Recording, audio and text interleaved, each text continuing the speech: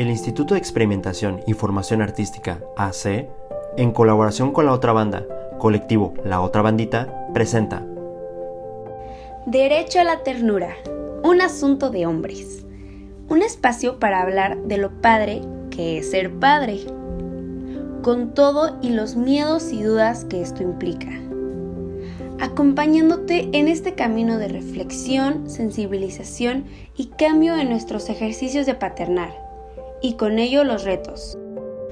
Pero sobre todo, la ternura.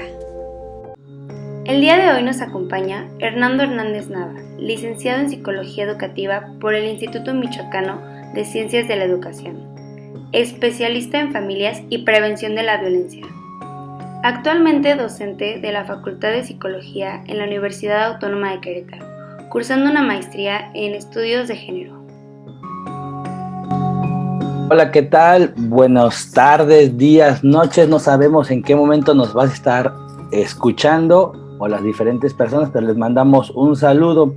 Estamos en un nuevo capítulo de este subprograma y quisiéramos hoy ya escucharon previamente quién es nuestro invitado del día de hoy y pues bueno, primeramente decir, Hernán, un gusto que estés por aquí. Gracias, Isra. Un gusto también estar por aquí en esta mañanita, pero no sabemos cuándo nos van a escuchar, así que un saludo a todas, a todos y a todes también.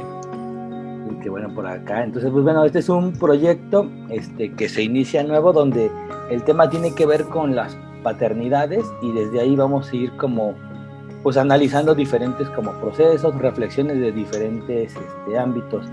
Y pues bueno, hoy uno de los temas que nos gustaría platicar como contigo específicamente radica entre esta forma de educación, podríamos ponerlo así, tradicional, con la que yo crecí, quizá posiblemente tú y muchos de nosotros, desde un modelo clásico de educación, y que desde ahí nuestros padres varones ejercieron, y de repente también hoy nos encontramos con otras nuevas propuestas de paternar que tienen que ver con formas más cercanas de estar como con las hijas e hijos, también desde una visión desde derechos desde las infancias, también tiene que ver con un respeto hacia la dignidad, y es decir, una apuesta también a una educación bien tratante, ¿no? Entonces pareciera que en estos como paradigmas, y a partir de ahí me surge más bien como una de las primeras como inquietudes, cómo tú notas este parteaguas en el que estamos hoy inmersos todos, y donde parece que convergen, yo no sé si, incluso no podría decir que, como generaciones que tienen un modelo y nuevas generaciones con otro modelo, no me gustaría plantear ese escenario. Me parece que incluso uno converge como con esas dos modelos, y si por ahí aparece un tercero, ahorita lo platicamos, pero me parece que luego estamos como en esta mezcla y estamos como en esta disyuntiva. Mi pregunta, Hernán, o no sé si sea pregunta, sino más bien reflexión, ¿tú cómo miras esto que hoy está sucediendo? Quisiera iniciar haciéndole honor a un aprendizaje que tuve contigo. ¿Me escuchas? Sí, yo te escucho. Un taller que diste sobre paternidad, distinguiste sobre paternidad y patriarcado, y decías que hay hogares donde se crece en un patriarcado y otro donde se ejerce la paternidad, y no había sido suficientemente consciente de que efectivamente así es. Entonces quizá podemos empezar por distinguir la diferencia entre patriarcado como sistema de opresión estructural, histórico, que define no solamente a una familia o a un grupo de familias, sino pues a toda una sociedad, en este caso a la mexicana, ¿no? Y como paternidad, que es una de las palabras que creo que definen más lo que tratamos de describir ahora, que tiene que ver con paternar o paternaje o parentalidad, como también se le ha llamado, ¿no? Que tiene que ver con un estilo de crianza, pero también con una serie de expectativas sobre lo que hoy significa ser papá. Y creo que cuando hablabas de si hemos crecido en una familia tradicional o en un modelo tradicional de paternidad, de inmediato pensé en mi abuelo y en lo que se habla de mi abuelo. Y de mi abuelo se habla muchísimo en mi familia, es una leyenda, ¿no? Y siempre se habla bien del abuelo, más allá de que quizá el abuelo pudo haber operado o tenido estilos de crianza muy propios de la época, como por ejemplo, pues no sé, pienso en la violencia como forma de crianza, ¿no? Como forma de mantener el orden o como forma de educar y decirte que va a ser por tu bien y que eso te va a hacer un hombre de bien y que pues entonces y lo hiciste y fue por tu culpa, etcétera, etcétera. Crecí en esa familia donde el padre, que en este caso ya es el abuelo, pues se convierte en una especie de mito o de leyenda, ¿no? Del cual no se puede hablar mal, solo se pueden hablar buenas cosas. Fue migrante, carpintero, ferrocarrilero, y vengo de una familia así, ¿no? Bueno, no era migrante, era bracero. En el programa Bracero, cuando se llevaban a los mexicanos a Estados Unidos a trabajar. Y luego está la carpintería, que es para mí un síntoma o un símbolo de cómo cambian también las cosas a las que nos dedicamos. Por ejemplo, mi papá es carpintero, sabe muy bien la carpintería, tiene una carpintería y yo ya no quise, ¿no?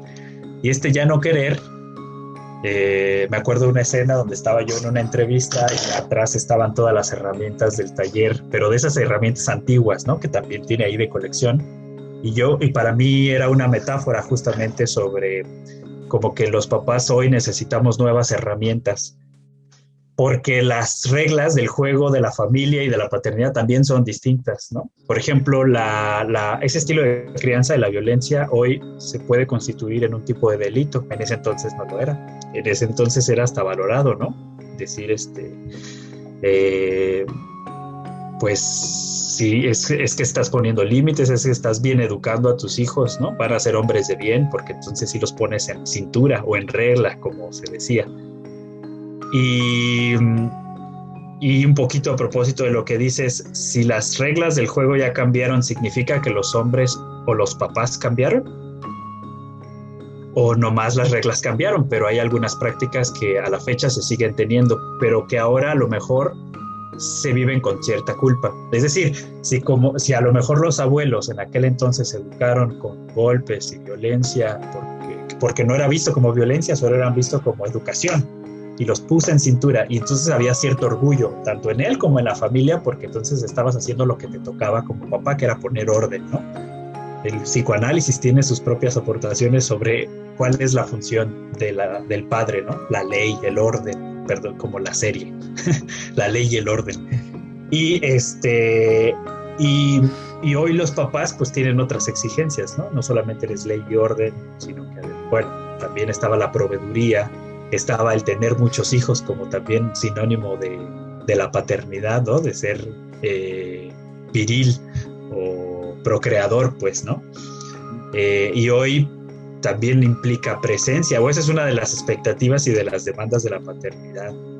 La presencia, el cariño, el amor, la ternura, que son alternativas y posibilidades, pero que se convierten también para muchos hombres que no sabemos cómo acomodarlas en nuestra experiencia como papás, ¿no? Estamos ahí atorados entre el ser la ley, pero también ser la ternura. ¿Cómo nos acomodamos entre la ley y la ternura? Me dejabas pensando, bueno, primero un montón de cosas, pero la primera que ahorita pasaba por mi mente es rápido como poder plantear que no es, o sea, creo que las circunstancias han ido como evolucionando, pero me gustaría ser como cuidadoso en el decir, porque no sé, me ponía a pensar, es que los muchachos de ahora son, no sé, de cierta forma, de cristal, dicen, ¿no? O que bla, bla, bla. Los de antes. Entonces me quedaba pensando, que no también, más bien, ya tenemos más elementos comprobables, no desde la propia experiencia, sino comprobables, que lo que necesita un sujeto para crecer de una forma más armónica está en el vínculo y en el buen trato. Ajá. Y a partir de ahí, ¿qué quizá fuerte ha sido para poder entender que no es algo que nada más se ocurre y que llega por espontaneidad, sino que más bien es importante sí que se pueda sostener un hogar con recursos económicos, pero eso no está inmerso en que alguien que sea varón tenga que hacerlo. Ajá, pero sí necesitamos desde una necesidad básica, las necesidades básicas para sobrevivir, pero también tenemos las necesidades afectivas. Y entonces me quedaba pensando en eso, ¿no? O sea, me quedaba pensando que más bien hoy tenemos elementos científicos comprobables donde se dice también, oiga, compa, usted nada más no se puede quedar en cierto nivel de lo que da, porque para una construcción de un sujeto se necesita esto, pero el otro elemento de la proveeduría, no sé, de la largas tiempos como en el trabajo o otros como elementos donde al final yo estoy fuera de esta crianza o de este lugar, sí pueden ser también incluso más compartidos, como incluso también compartidos los aspectos del hogar. Me quedaba pensando como en eso, porque al final es como tratar de entender que mi relación y mi vínculo es lo que perdura con el otro, ya que quizá, no sé, te pregunto, en tu experiencia con los grupos, como por ejemplo en el grupo que está aquí en Querétaro, Otra Bandita México, una de las cosas que luego les pasa a algunos de los varones es que ya son adultos, o sea, personas más grandes, es que tienen una sensación de soledad, y que cuando está la separación y que los hijos pueden decidir, dicen, no, yo me voy con mi mamá, y no por una idea biológica y este tipo de rollo, sino porque pareciera que entonces esta relación de vínculo no se sostiene. Ajá. Y entonces me parece que también hay algo ahí que termina tocando, porque también al final lo que sucede es que trabajó usted mucho, pero no estuvo ahí, y hoy usted se siente bien solo porque al final se da cuenta que pues algo ahí no estableció una relación con el otro. No sé, ¿qué piensas primeramente de esto que estamos ahorita platicando? Bueno, por un lado hablas de la evidencia científica que efectivamente refleja los efectos que tiene un estilo de crianza autoritaria y violenta. Erich Fromm hace un estudio sobre el autoritarismo muy relacionado con la Alemania nazi. O sea, el Estado es autoritario, las familias reproducen el modelo autoritario del Estado, y eso tiene efectos en los niños que un día van a ser adultos, ¿no? Y pueden pasar dos cosas, o se me ocurre que pueden pasar dos cosas. La primera es la reproducción intacta del autoritarismo, la violencia, y la otra es el rechazo al autoritarismo y la violencia. Y sabemos que luego vienen reacciones sociales como los 60s, ¿no? Si bien había todavía guerra, también había movimientos pacifistas, por ejemplo, ¿no?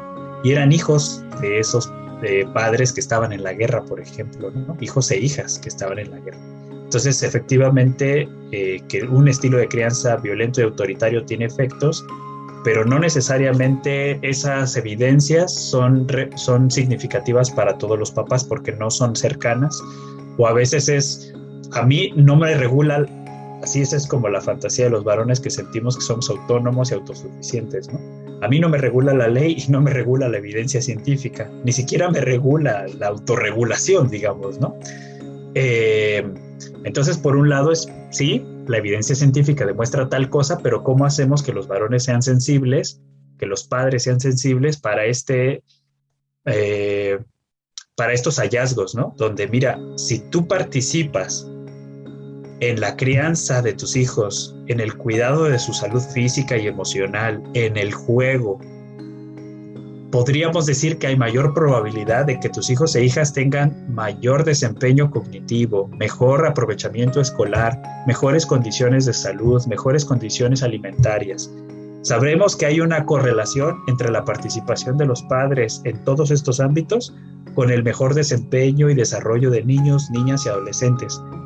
Pero hay otras circunstancias de carácter social, estructural, que impiden que los varones se involucren, pero también subjetivas, porque aunque tuviéramos leyes muy avanzadas en términos de legislación en favor de los padres, para que puedan convivir con sus hijos, el problema es que cuando estamos en la experiencia ahí, cuando estamos ahí en la convivencia con hijos e hijas, luego, no sé si a ti te ha pasado, pero luego no sabemos qué hacer, o luego llega un punto en el que yo ya me agoté, ya me cansé, ¿no? Ya no sé qué hacer con esto, ¿no?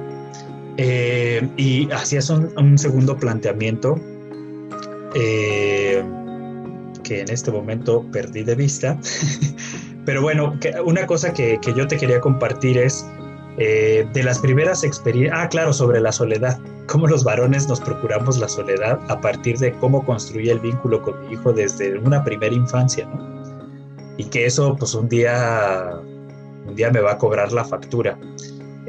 Pasa mucho que los varones efectivamente en algún punto de su curso de vida se dan cuenta que el vínculo que construyeron con sus hijos e hijas no es lo suficientemente estrecho como para que, por ejemplo, los hijos les busquen y les necesiten, ¿no? Y eso cae pues con mucho dolor y con mucho desasosiego, porque entonces toca preguntarse qué pasó con este vínculo que descuidé. Y es que a veces el vínculo que tenemos con los hijos e hijas lo tenemos a través de la madre, ¿no? Le preguntamos a la madre cómo está mi hijo o mi hija, qué necesita mi hijo y mi hija, en qué escuela está, a qué hora entra, qué es lo que come, cuál es la caricatura favorita, a qué película le gustaría ir a ver. Y entonces el vínculo no es un vínculo directo con el hijo y la hija. Entonces no me entero, no tengo una información de primera fuente, que en este caso sería mi hijo o mi hija, ¿no? Sino que es triangulado a través de la madre. Y sí, los hombres desarrollamos de pronto pues un apego mayor, no todos los varones, pero muchos varones desarrollamos un apego mayor con la madre de pronto, ¿no? Y cuando eso es súper curioso, Isra, cuando los hombres se separan, muchos de ellos vuelven a vivir con la madre y muchos de ellos se quedan ahí, siguen teniendo novias, siguen teniendo vínculos eróticos, sexuales, afectivos, pero viven con la madre, ¿no? Siempre regresan al vientre materno, ¿no? Entonces es bien interesante cómo hombres mexicanos y latinoamericanos, cuando terminamos un vínculo, no sabemos estar solos, no sabemos vivir solos y queremos o emparejarnos otra vez o irnos a vivir con la mamá, ¿no? Hay una canción de Fernando Delgadillo que canta al final, ¿no? Vuelvo a casa con mamá para vivir a lo grande. Y es eso, que me prepare la comida favorita, que me tienda la cama, que me anime, que me escuche. Y a veces buscamos en las parejas eso. Y nuestras parejas no son nuestras madres, ¿no? Entonces, bueno, a lo mejor ya nos estamos metiendo en otros terrenos, pero otro hallazgo, mi querido Isra, es que los varones que asisten a los grupos de los martes y de los jueves, algunos son varones jóvenes y han decidido no ser papás y se han hecho la vasectomía como una decisión reproductiva, de salud reproductiva. Ahora, hacerse la vasectomía garantiza que no voy a ser papá, y es cuando seguimos pensando que la paternidad es biológica, ¿no? Ajá, entonces sí. No lo es. Efectivamente, sí. Eso también es otro tema, o sea, muy, muy importante que te acabas de cerrar. Ajá. Porque sí, efectivamente, el hecho de que se piense una paternidad desde un punto de vista biológico, me parece que es donde queda como muy corto, ¿no? Y por eso estos esquemas donde luego se llega a pensar, porque yo soy tu padre, pero oye, apenas te acabo de ver hace 3 días, después de 20 años que regresaste, ¿no? Pues mucho gusto, compadre. Ajá, pues mucho gusto, ¿no? Y es bien curioso porque desde esas lógicas se asume que no, pero tienes que darme un lugar. Ajá, quizá puede ser que sea el lugar del agradecimiento por la vida, pero quizá nada más hasta ahí. Y eso se puede incluso platicar. Me quedaba ahorita como para...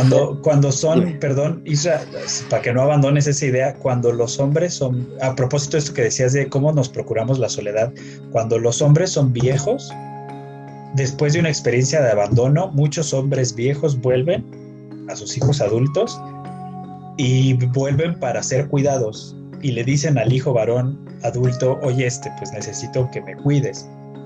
Y imagínate ser un hombre adulto, que tu padre vuelva, que hay una parte de ti que se emociona porque ahí está tu padre y además lo ves vulnerable y además lo ves ahí todo débil y con necesidad, pero al mismo tiempo sigues muy enojado y muy encabronado porque te dejó.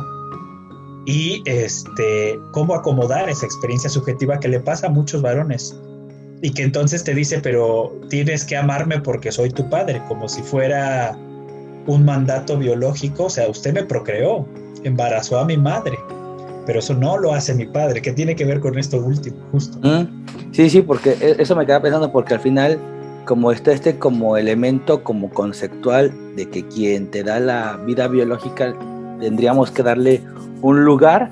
Entonces es bien curioso porque también igual en los espacios me hacías que pensara como en esas experiencias cuando llegan estos papás y dicen cuídame, y entonces el otro o la otra también plantea, pues no, es que yo soy tu padre, no, a ver, y entran como estos dilemas, ¿no? Entre lo que a veces el mundo social dictamina y está la carga y de peso moral para tomar una decisión, y la otra es desde este propio sentir, donde en mi sentir yo siento y no te puedo dar ese lugar, porque ese lugar es un lugar de constancia, es un lugar de acompañamiento, es un lugar de relación y es un lugar de conocimiento constante. Entonces desde ahí, o sea, fuertemente estamos pudiendo plantear que a veces quizá el modelo patriarcal desde una paternidad de un esquema que sigue todavía flotando por aquí, digamos, sostiene estos elementos, ¿no? O sea, sigue sosteniendo que se debería de tener como un lugar como ya ganado, cuando es un lugar que se construye con el otro, ¿no? Y es una construcción a partir también de los afectos. Y del deseo, porque lo que planteabas es un padre ideal. Y muchos crecemos con la noción de un padre ideal, ¿no? Fíjate, hay un texto que yo leí recientemente que habla sobre la historia, como la psicología del mexicano. Muchos en psicología lo leímos por alguna extraña razón. Y ahí relata que la llegada de los españoles y este mestizaje que hubo generó la noción de que había un padre ideal, como el acaudalado, el barbón, blanco, con un montón de privilegios, y estaba el padre que había sido despojado de todo, ¿no? Que era un padre triste, que era un padre enojado y hasta borracho, ¿no? Que es el hombre mexicano, digamos, ¿no? Entonces en este texto de la psicología del mexicano te plantea como este ideal del padre español y el padre real, que es este que tienes, ¿no? Y sí creo que cuando uno escucha, y probablemente a nivel subjetivo muchos hemos transitado por ahí, de que nos hubiera gustado que el padre fuera de determinada manera, y cuesta mucho aceptar al padre real, ¿no? Y el padre ideal, pues es todo lo que tú dijiste. Ojalá que hubiera sido más amoroso, ojalá que hubiera estado más tiempo conmigo, ojalá que no se hubiera ido. Pero el padre real es ese que pasó muchas horas trabajando, el padre real es ese padre enojón, neurótico, es ese padre pues ausente, es ese padre distante, frío, ¿no? Proveedor, sí, muchos, como que sí, a mí no me faltó nada, pero me faltó él. Y entonces se desarrolla como esta noción del padre ideal y del padre real, ¿no? Sí. Me hacías pensar ahorita dos cosas, porque trataba de escucharnos y poniéndome en el lugar de quien nos escucha, uh-huh. y me quedaba pensando, ay, pues entonces, ¿qué? Ajá, uh-huh. Entonces, y me quedaba pensando como en eso, porque creo que habría que plantear como dos escenarios, y me surgía esta reflexión en este momento. No es algo que hubiera pensado antes, o quizás sí, pero esto se acomodó, quién sabe. El asunto es, quizás no es que estemos planteando que hay una paternidad tradicional y que no sé qué, no, es los hombres que hoy decidimos de algunas formas acompañar en la vida a otros y elegimos la parte de una paternidad, sería muy importante poder, como cuando vas a una psicoterapia, revisar tu atrás, tu pasado, y a partir de ese pasado ir viendo cuáles son las construcciones que es importante ir desmontando para que entonces hoy tú pudieras tener una elección diversa y distinta de elegir otros caminos. Me gustaría como irlo como pensando ahí, porque si no es, yo no voy a ser como lo tradicional, y entonces parecería que empezaríamos a jugar con un elemento como estático, como decir, estas 4 cosas que tenemos por aquí, 1, 2, 3, 4, son lo que hace a un hombre tradicional. Y entonces posiblemente, no, yo sí lavo los trastes, no, yo sí hago esto con mis hijos. Pero entonces es cuando, regresando quizás a lo que veníamos planteando, ¿no? Pero quizás no es el hecho de fijar como una forma de cómo es alguien, sino es mirar con mucha cautela cómo se sostiene y cómo se opera, y cómo la hemos como construido para que no solo esos elementos que son como muy evidentes, sino otros es importante irlos como desmovilizando, y quizás eso nos da la posibilidad para pensar ahora 2 cosas. La primera es lo que quizás nosotros como varones en la parte personal, en los acercamientos de crianza, yo ahora puedo entenderlo desde otra forma y desde mi propia subjetividad, generar un cambio con mi dinámica familiar. Esa es una, pero quizá, y esperaría yo decir, ¿qué sucedería si entonces también nos toca en el hecho de poder plantear que hay cosas de varones en nuestras agendas públicas que deberíamos también trabajar? Por ejemplo, para ser más claro con esto, me pasó así rápido por la mente, usted quiere que esté con mis hijos, pero estoy todo el tiempo trabajando. Y mi pregunta sería, nosotros como varones queremos estar más tiempo con los hijos, y dice la investigación de, ¿cómo se llama? Se me fue el nombre, del estado de la paternidad. De hecho, la de ahorita de 2021 también lo vuelve a reafirmar y dice que sí, que sí queremos.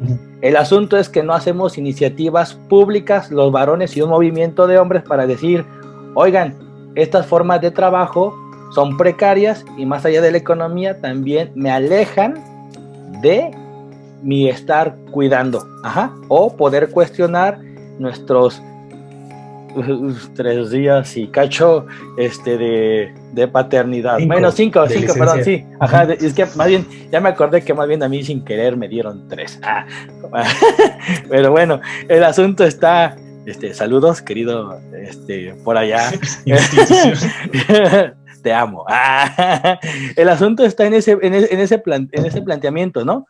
O sea, tampoco entonces veo esa parte, ¿no? O sea, tampoco es un movimiento, porque entonces surgió esta pregunta, usted quiere que pase, pero entonces también nos tocaría pensar desde diferentes ángulos, lo que nos toca en la vida privada y en la vida pública, en los temas que tenemos que hacer también los varones para estar, para estar buscando esto que en lo que quizá también nos queremos comprometer, si es que queremos, porque si no, entonces sigue siendo una ficción de yo me comprometo desde un lugar, pero puedo seguir diciendo que es mi chamba, y así, de igual forma que es muy real, pero tampoco estamos viendo un movimiento de hombres que esté peleando por un trabajo más justo, pero también vinculado a poder estar más tiempo en unas labores de cuidado. ¿Cómo ves? Y entonces, Isra, planteas cosas bien interesantes. De entrada, yo no estoy tan seguro que ese estado de la paternidad se haya preguntado durante la pandemia, porque eso es algo que efectivamente decíamos los varones antes de la pandemia. Pero la pandemia forzó a los hombres a convivir con sus hijos así como se supone que querían convivir. Y ya que estuvieron mucho tiempo en casa, con la cotidianidad y la experiencia de tenerlos 24/7, como muchas madres los tienen o las tienen, creo que sí cambió la percepción sobre qué tanto en realidad deseamos pasar tanto tiempo con los hijos e hijas, ¿no?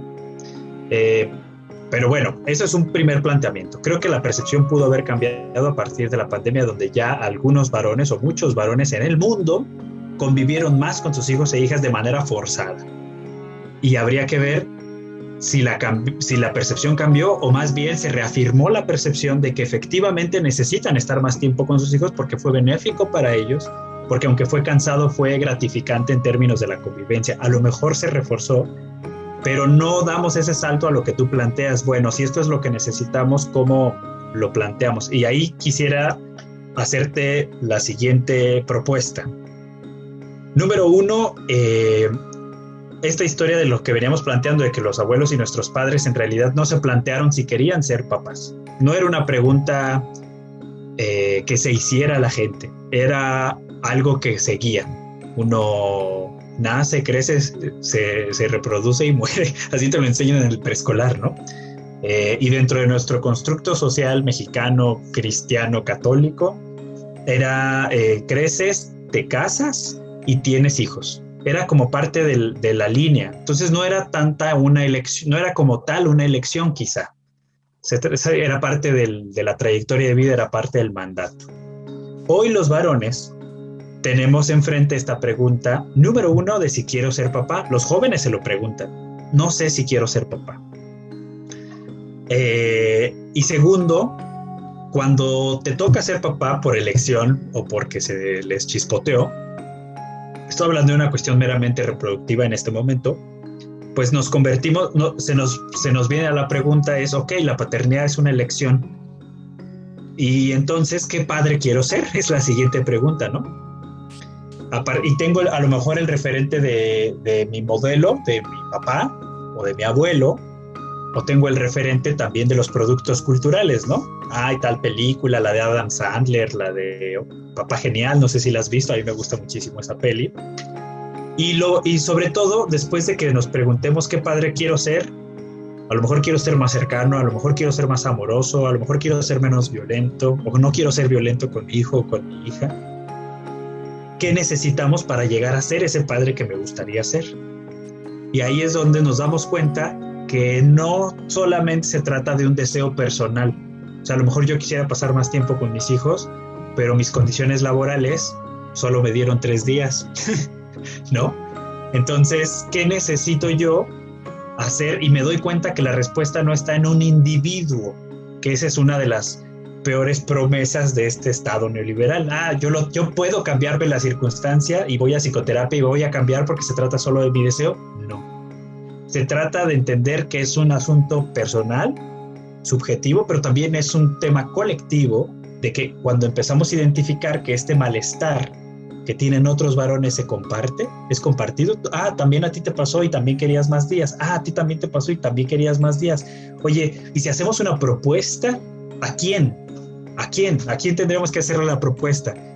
Y entonces nos encontramos con que hay redes que trabajan un tema parecido, ¿no? Mira, ¿por qué no nos articulamos en red? Y se convierte en un proyecto político.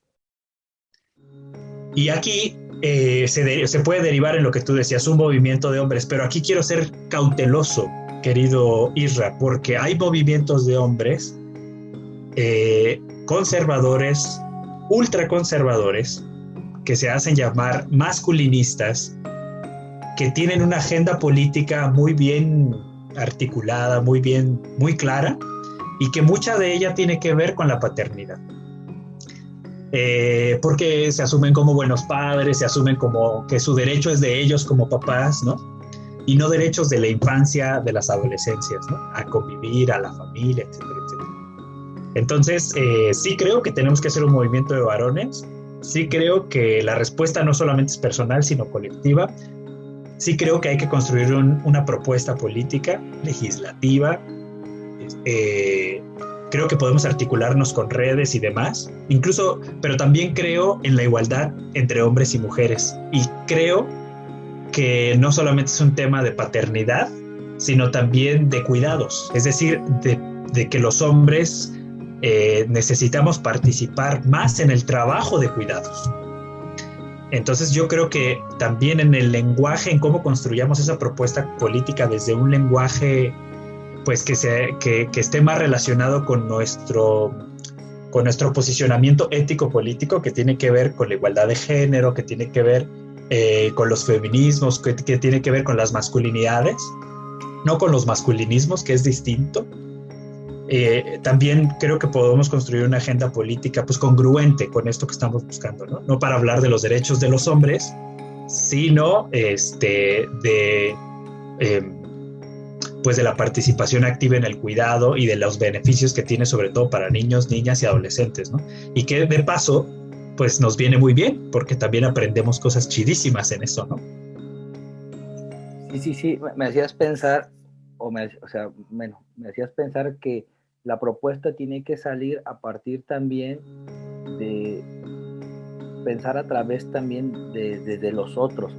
Bien tú lo ponías como en el ejemplo, ¿no? Desde la construcción desde las infancias, porque me hacía mucho sentido cuando tú planteas esta idea de decir, no desde como el derecho de los hombres, yo diría, sí, efectivamente, porque ya tenemos un montón de cosas, incluso no dichas, ahí ya bien sostenidas. Entonces, por lo tanto, nos es muy fácil siempre pedir desde uno, pero no desde el otro para entender cómo eso me construye conmigo. Entonces, eso me parece como fundamental, y creo que decir esto también implica poder decir que es una forma incluso de que puedan mirar y oler cuando se acerca un masculinólogo, que más bien lo está haciendo desde otro como lugar y no está pensándolo desde el lugar del otro para desmovilizar su privilegio y su poder. Eso creo que es una de las primeras como cuestiones que se coloca. Está esto como bien bueno, y aparte está bien curioso porque al final como hablamos de la paternidad y vemos cómo pareciera que estamos hablando de diversos temas, pero al final como otra vez todo como va convergiendo como en esto, ¿no? Con lo que veníamos hablando, ¿no? De este patriarcado que sostiene, y desde cuando también se empieza a hacer un proceso de reflexión desde la búsqueda de una paternidad más igualitaria, desde una paternidad también digamos bien tratante porque siempre es una búsqueda desde la mirada desde las infancias y dejar el adultocentrismo. O sea, eso creo que es como una parte como fundamental, pero que sí es importante mirar, trabajar y también ir pensando también lo que nos tocaría también como en colectivo, ¿no? Eso está como muy chido. Pues bueno, mi querido Hernán, casi para ir medio cerrando esta conversación, que ha sido un gusto, ¿qué quisieras como compartir por último? Pues mira, a lo mejor vale la pena cerrar con algo que me parece que tengo muy claro que los grupos que hemos impulsado desde hace 3 años, 2 años, en el caso de la otra bandita, tienen de fondo una propuesta política de la ética del cuidado. Es decir, no estamos promoviendo acá derechos de los hombres.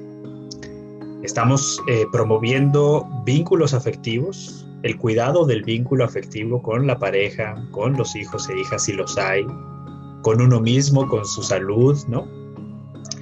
Y creo que es muy importante en este sentido, y es una frase que ha salido en alguno de los grupos, meter a la ecuación al otro o a la otra. Porque a final de cuentas lo que estamos tratando de construir es una propuesta que apueste por los vínculos afectivos, ¿no? Por el cuidado de los vínculos afectivos independientemente de quién sea ese otro. Que no se trata solamente de mí, mis deseos y mi derecho, sino de pensar qué efectos tiene también para los demás. Por eso yo creo que no hemos hecho ese movimiento, querido Isra, porque de fondo habría que indagar qué implica que los hombres participen más, o sea, tengan más, una licencia de paternidad de 3 meses. pues implica que nos impliquemos realmente, implica que aprendamos a vincularnos, implica que aprendamos a cuidar. No nomás es por un derecho, es porque eso, o sea, imagínate 3 meses así presencialmente estando ahí 24/7 con tus hijos e hija, pues implica desgaste físico, emocional, es un poco como perder el reconocimiento de la vida pública. Ay, mira, el psicólogo, ¿no? Ahí es el papá y eso a nadie le importa, digamos, ¿no? Es el papá que se quedó a cuidar al hijo, pero eso no es reconocido socialmente. Entonces, de pronto por eso optamos por, no, yo quiero el prestigio, no a mis hijos, ¿no? La búsqueda del prestigio, que ese es otro de los mandatos para los varones. Y cerraría con eso, meter a los otros, a las otras en la ecuación de lo que estamos tratando de construir acá, y sí voy por ese movimiento de varones, pero desde este enfoque ético-político de la igualdad de género, de los feminismos y las masculinidades, ¿no? Muchas gracias, mi estimado Hernán. Dejas para otra charla esto último que vas terminando y también una pregunta que quedó pendiente que podemos retomar con esta última reflexión, ¿no? ¿El juego cambió? ¿Las reglas cambiaron? ¿O cómo nos estamos como moviendo? Entonces, pues yo espero que prontamente nos volvamos a ver para seguir con estas reflexiones. Muchas gracias, mi querido Hernán. Y esto es un programa más de La Otra Bandita. Síganos, escúchenos, compartan, pongan sus opiniones, propongan temas. Si no están de acuerdo con lo que decimos, pues escríbanlo y lo podemos también como plantear para que eso nos ayude también a que la charla y la reflexión siempre crezca. Este será siempre un espacio abierto para los diferentes como pensamientos en pro siempre de construir algo mejor. Pues bueno, muchas gracias y un fuerte abrazo. Hasta luego.